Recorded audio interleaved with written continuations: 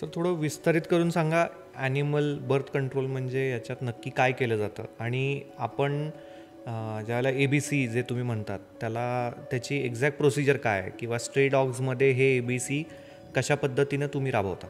जसं राबवतो तसं की ॲज अ स्ट्रे आत्ता सध्या आमचे जे MH14चे जे प्रोटोकॉल आहेत त्या पद्धतीनं आम्ही आमच्याकडे जे पण ॲडमिट होतात आता मोस्टली ट्रोमासाठी ॲक्सिडेंट असो व्हायरल असो ते त्या एजमध्ये स्टरलायझेशनसाठी ABCसाठी आहेत का ते आमचे वेट्स बघतात आणि स्टरलाइज करूनच आम्ही त्यांना रिलीज करतो म्हणजे फायनल करतो की असं नाही की बरा झाला आहे रिलीज केलं मग आपण एक बर्थ कंट्रोल केलं आणि त्याला जे आयडियली एक समजा की 5 पपीज होऊ शकतात एका डॉगला 5 ते 10पर्यंत असतात कधी कधी 5 होऊ शकतात तर एकाचं आपण स्टरलायझेशन केलं 5ला आपण रेस्क्यू केल्यासारखं आहे म्हणजे 5ला आपण ट्रीटमेंट दिली म्हणजे ती फ्री झाली फिमेल विथ तिला काय पपीज होणार नाहीत आणि तिला ज्या बर्थ होणार आहे तोही आपण रेस्क्यू केल्यासारखं आहे